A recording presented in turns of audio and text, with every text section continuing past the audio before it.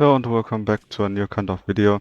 This will be the first video of the Orphan School format, in which I make sort of tutorial videos. This one will be about the best starting nation in my personal opinion, so it's a very subjective matter. And it should also be noted that I base my experience off the realistic ground mode and not the arcade mode. I kinda suck at that actually. And personally, my choice for the best starting nation falls on the United States. It's very simple why as well. You obviously have a lot of vehicles. You have also very good reserve vehicles. In fact, the United States does not have a bad starting tank. The only sort of trap you can fall into is in getting the M2A2, which is below average tank. It's not that great. It really only has the mobility going for it. But you'll be mainly starting off with the M2A4, which is an extremely highly mobile light tank with not horrible armor. It's actually a bit above average, I would say, compared to most other tanks. You have a very good gun and reload.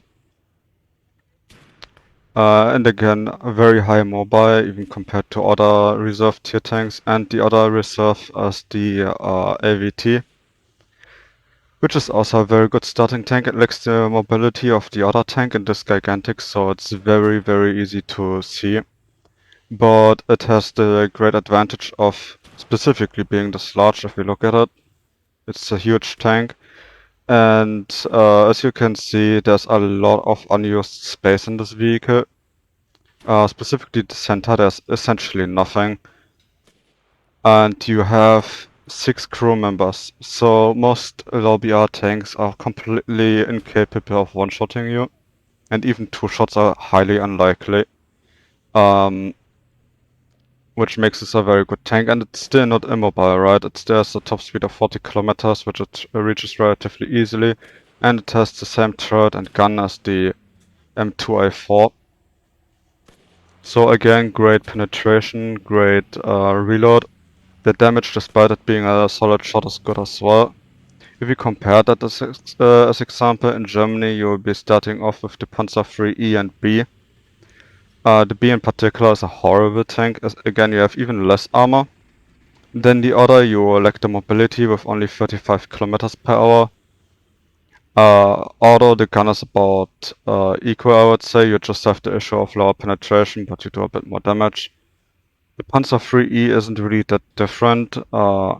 Here you just catch up on the mobility and armor parts, so I would say it's about equal to the M2A4. And then you have the 35T, which is honestly a really bad tank. While I have a lot of fun playing it, again, you have a very low top speed of only 33 kilometers, which is really bad. The armor isn't anything to speak of, the reload is below average, the penetration isn't very good. And while you have access to better tanks relatively fast, your starting off vehicles aren't very great. Which should be noted. The USSR is in a similar spot where you start with the BT5, which is a really good tank, but with a low skill crew you have the issue that it's a bit squiggly, meaning it doesn't actually handle all that well when you try to drive it. When you try to cut a corner, it's hard to explain, but it behaves really bad essentially, which is also the problem with the British reserve tanks. The T-26 again is just a really, really bad tank, akin to the Panzer IIIB. You have absolutely no armor. The cannon is actually decent, but you also have absolutely no mobility. It's in fact worse. You only have 30 kilometers. Then you immediately go into the T-26-4, which is the one of the big 76mm cannon, which is really, really bad as well. Which you should take note of, where you don't have to grind out any ammunition. The shrapnel and HE are too weak to destroy a lot of tanks you meet, and the APHE is pretty much in the same spot. You will face tanks that as soon as they are slightly angled, you can in fact not penetrate anymore. So the Soviets have a relatively steep learning curve. You do have a tank that's similar to the Panzer II, including decent armor and alright mobility. that you can get very fast. But here the issue is the belt, you only have 32 millimeters of penetration. And that is only after you grinded out the belts, right? You only start with the default belt, which only gives you 27 millimeter, which is in fact worse than the caliber 50 MG. And you have a lot of other really bad tanks that you can get really early that also lead into one another, like the SU-51 is really bad. You have no turret, you have no armor, you have no mobility. The cannon is good, but these vehicles are really only usable as soon as you got at least some experience. And I already mentioned the issue of the British Reserve tier. The tanks handle really bad.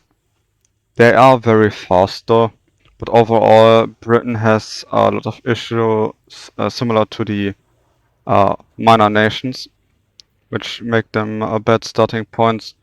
Mainly the Japanese have the issue you only have the Keniko, this thing, as a reserve tier tank, which is decent. It's a fun little tank, it's not really worse than any other.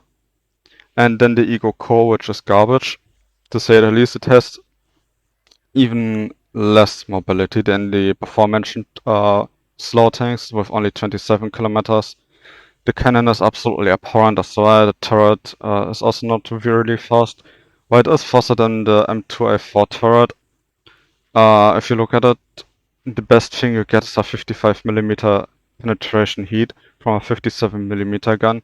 And heat has the property in this game that it does very little damage most of the time, especially when it's a small caliber heat. So again, it's something more for experienced players, and the further we move on with the tank lists or the nations, you will start seeing that the possible lineups get smaller and smaller, which is also an issue for the Chinese. Again, you start with a T-26, which is abhorrent, and the M8, which is actually a good tank, but again, that's really where it ends.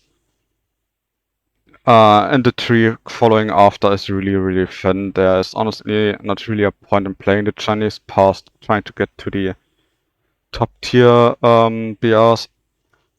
Italy has a really, really bad reserve tier tanks too. The A640, which I didn't even bother to grind out now that I'm seeing it. It has a pretty bad autocannon with 38 millimeter of penetration. Eventually 48, similar to the German one, but it's still not great, especially as only every second round does in fact have the 38 millimeters of pen. And then the AB41, which has the exact same cannon but great mobility.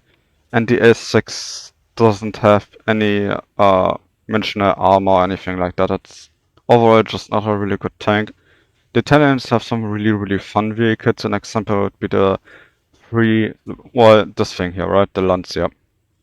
Or the R3T20, which is one of the best AAs in the game. But overall, the Italian vehicles are really lacking until you start getting to...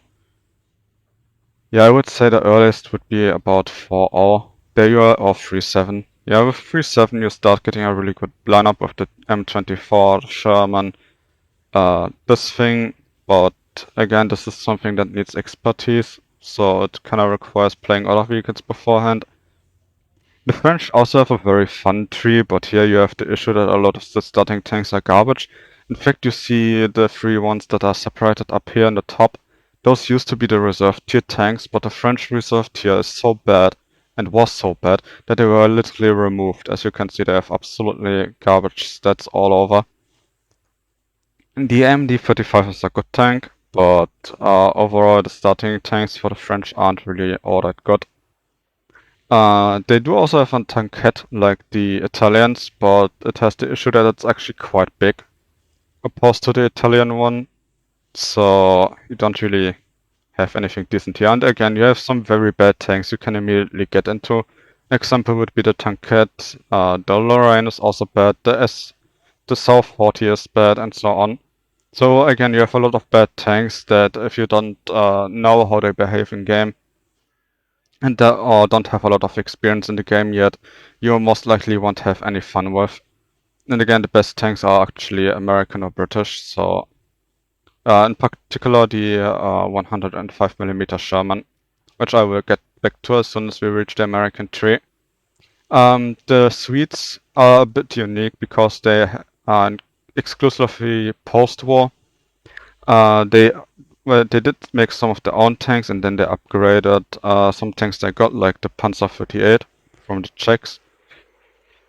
But they have the issue that while they are on paper very fast, when I drove them, they were everything but that. They are just not really mobile. And they do have APDS, which is really unique for a load here like this. Here, with 105mm of pen, which is decent, although still not the highest in a 2-op vehicle. So shooting with them is really easy, but yeah, overall the Swedish vehicles are very unique. And you will need to get a hang of it first, and we don't really have to talk about Israel because you won't be able to start with it because, well, it doesn't have a reserve deer in that sense. But going back to explain why I think that the United States are a better nation. Again, you have very decent vehicles. Nothing leads into bad vehicles. The starting AAs are great as well. The M15 is a bit odd, and I never really saw a need to use it because they already have an AA at that BR. But again, the worst vehicle you can start researching is the M3. And it's honestly not bad. It's very mobile. It behaves a bit weirdly compared to the other tanks if you're not used to it, which you won't be at the start of the game. But it has the same gun as on the Sherman. So, well, not exactly the same, but it essentially behaves the same. High mobility, armor obviously is nothing to speak of, but these M3s are decently hard to kill for low BR tanks. And you, while starting from the reserve tier, you can get into 1.7, which is quite decent, and especially 2.7, which is very easy to reach. Here you have the M5A1, the M3 generally, which is a very good tank, although it needs a bit practice to get into, I think. But still is good even if you're a beginner, because it does have very good armor. That BR does have an angled 51mm front armor and 50mm turret armor at 2.7, which is really good. Because if you remember, some of the tanks I showed you that are higher BR, like the T26 with the big cannon, they literally can't pen this. And again, you have a fairly decently sized crew with 6. So you have a very good light tank, you have a very tanky medium tank that can take quite a lot, and then you have the M4A3 105 Sherman, which is just an M4A3 but with a 105 cannon, which has the following properties. The turret rotates extremely slowly, and you have a relatively long reload of 13 seconds. The reload is a lot longer than most other vehicles at the BR, but it is extremely quick considering the size of the gun. It is a 105mm after all. And the HE you're starting with is fairly decent with 27mm of pen. It is not great as mentioned earlier, but it is good enough to still kill things. And what saves this over the T26 with the marginally better gun is the armor. You have 63mm of high armor and then turret armor. As you can see effectively, if you look straight up, 110mm, then you have overlapping armor here. So 140, 106, 90. So essentially a lot of tanks simply struggle to penetrate your tank, especially if you're slightly angled. The front is the same again. Obviously this tank isn't indestructible from the front or anything like that, and it can be flanked if a side armor isn't good. But if you angle the tank a bit and don't go into aggressively, because again you turret moves very slowly, this is one of the most destructive vehicles at its BR, if not one of the strongest, if not the strongest. But that's also not the overall theme of the Americans, that they're the strongest tanks. It's just that the Americans are overall the easiest to play. They also have, and they also have the good starting tanks, right? That are all stabilized. Stabilizing in the for low BRs is usually just that when you break, you can essentially immediately fire because your cannon doesn't swing around. That's an issue, as example, most other nations have. And again, you have very good AA as well. It's also on the half-track car, just as the M3 GMC. The M16 is really good. You get 4 caliber 50s, which can in fact also kill tanks, as they have 31mm of penetration short range. The gun emplacement moves very fast, and you're difficult to kill in one attack for most B-planes because they can't actually get through the carriage itself, and it's hard to actually get to the gunner in this thing. And again, it's fast. You can move very fast into different positions, and that's pretty much it with this vehicle.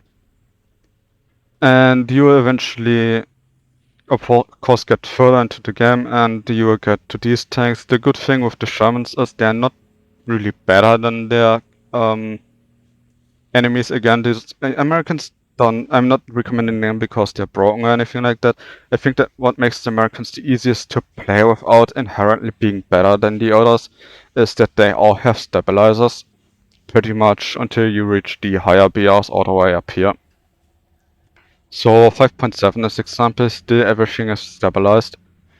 Like this Sherman as example, right? If we go into a test drive, actually no, we don't go into a test drive.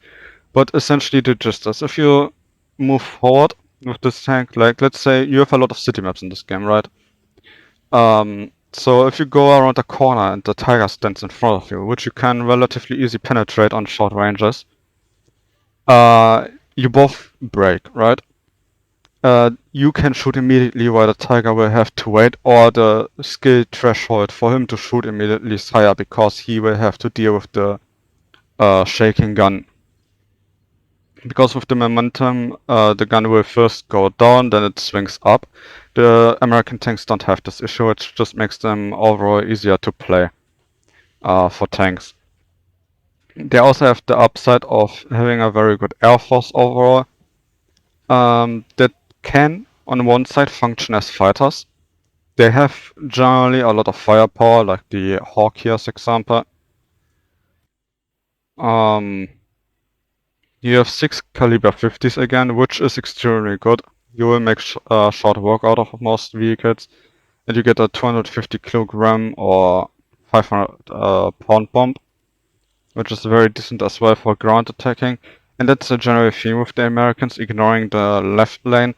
A lot of planes in the 3 center lines are generally fairly good fighters, while also having the upside of having armament. That's actually fairly decent, and some actually have ridiculous amounts of armaments, especially the P-47s have a lot. While also being a very fast aircraft, so you can swoop in, bomb a tank, and if there are other fighters around of other nations, you can deal with them as well. While they're not the best, they're very simple to fly, right? The only thing you have to keep in mind with American aircraft past the biplanes is essentially to not try and turn fight the enemy. And just use the speed. American planes generally have a speed advantage over a lot of nations, while turning was in return, and having very good ground fighting capabilities. Even again, the 50 cuts can work as well because a lot of tanks have poor roof armor, some tanks have no roof armor at all. An example would be, as example, the Hellcat here. That's, while it is a premium, it's essentially the same as the Tech Tree one. This one doesn't have a roof, and this is also the case for a lot of German vehicles. Pretty much the entire left line here, all the way up until the first light tanks the Germans get, are just open top. And a lot of nations have things like that. And that's also another thing, as you saw, you start here with the Puma, and then you have no light tank anymore all the way up to 6.3. So if you try to play 5.7 with the Germans, you have not only the issues that the teams are really bad, because everyone's trying to rush the Tiger tanks, but you also have the issue that you have no light tank support. That's also a good quality of the Americans, just like with the Shermans in general, that have a decent gun, decent mobility, and a stabilizer. They also have access to light tanks. Here they have one at 3.7, which is really good. The Chaffee is a very decent tank. And while there is a gap again, they do have one at 5.7 again. The Hellcat, while technically not a light tank, it is labeled as one in the game, and honestly it mostly behaves like one. It's ridiculously fast, has a very good cannon and so on. The only thing the Americans start to struggle at is with the AA a bit, because I think the M19 and M42 aren't great. But unless you're trying to play events, the M16 is very good. And the Americans also have the upside, if you're trying to play events, right, you don't have to exclude a light tank from your 5.7 lineup, which is the easiest mid-BR thing to get to, essentially. At least I would call 5.7 mid-BR, although it's probably low BR at this point with 11.0. But yeah, you're just generally more balanced, which is why I think the United States are a very good starting nation. You don't have really any traps you can fall into with bad vehicles in the beginning. You have a lot of good vehicles that to lead into, and up around the mid-BR range where a lot of people get to relatively easily. So 5.7, where you also have the highlights of the World War tanks, so to speak. You have very rounded lineups. You have a lot of choices for tanks, of course. With the Jumbo, you have a very good heavy tank.